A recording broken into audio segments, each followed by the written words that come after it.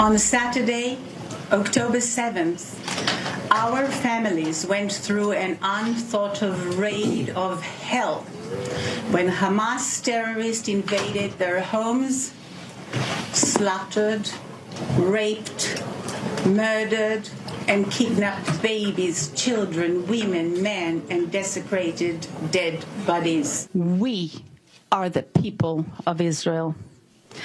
Gadi, we're waiting for you. So that was Efrat Machikawa speaking to Congress in July. 5 members of her family were taken hostage during the October 7th massacre in Israel. Another family member was killed by Hamas terrorists. 4 of those hostages have since miraculously been released, but her uncle, as you just heard her mention there, Gadi Moses, is still in captivity. Efrat Machikawa joins me now. Efrat, I'm so sorry for what you and your family have been through. You've been through so much in these last few months. Have you had any updates on the situation with your uncle? Thank you very much for having me and having me before and coming back. It means a lot. We are at the start of day 322. That's a very, very long time. And we haven't heard anything about my uncle, Gadi Moses, since December 19th, when the Islamic Jihad released a video of him talking. And it's really very hard, especially as 6 bodies were recovered. People who were kidnapped alive came back as bodies. Yesterday, we buried one. 2 days ago, another one. We have so many funerals coming up. It's really very hard. It's very difficult. I can't imagine what you are going through. How are the family members doing that were released? How are they doing physically and emotionally? They're doing okay. It's a very, very long process to come back, but they're very upset and angry, I have to say, because by 10 months, we really believe that everybody will be here. The war will be over, and the people that are still living will be able to restart life. And so us, the families and the rest of the citizens of Israel, and that the brutally murdered people would be respectfully buried. But Gadi is not back yet. Yeah. And we feel that things are going the wrong way and the cycle of hatred is continuing.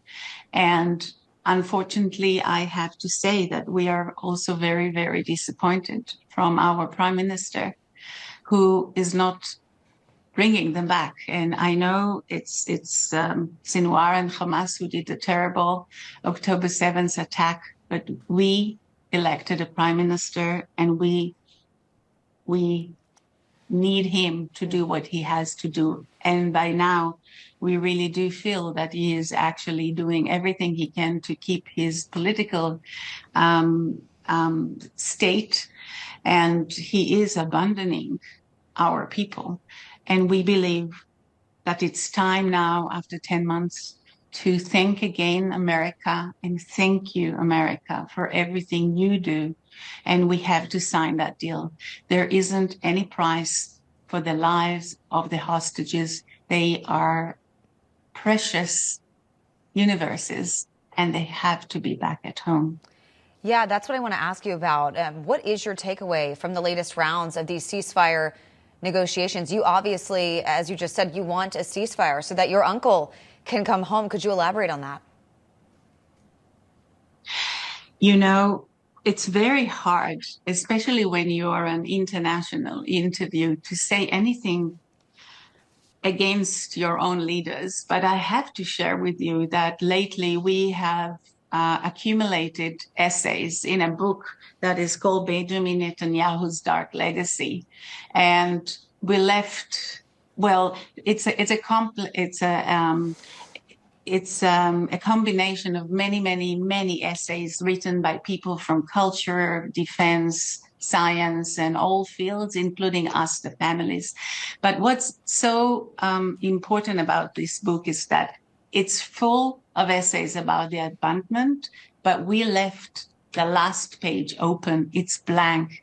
And we are asking, we're demanding, we're really encouraging our prime minister to do everything he can to shed light on the end of this catastrophe. And we really do hope that there will be a different end. And people often ask me, how do you stay hopeful? And I say, for me today, after 10 months, hope means doing. And I'm in the doing, and I've been in the States. And as you've seen, I have given my own speech to the Congress prior to our prime minister's speech.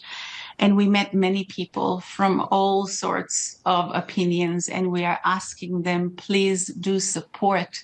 There is a difference of what our prime minister is doing and what is the people of Israel wanting. And we want to end this with the return of the living to life and the dead for a burial. And it has been enough. And more than 63%, according to recent polls in Israel, do think the war should end and the immediate release should happen. And we do hope that this is what's going to happen. It has been just too long. And thank you again for what you do, America. I wish you all the best. I hope that you get to see your uncle again very soon. And we are all thinking of you here in America. Thank you so much for joining me from southern Israel this morning, Efrat. Appreciate you. Thanks. Thank you very much. Thank you. And I do hope that if he sees us, he will see me smiling and strong. We believe he has the strength. Hold on, Gadi, because you are coming back. Yes, absolutely. Thank you, Efrat.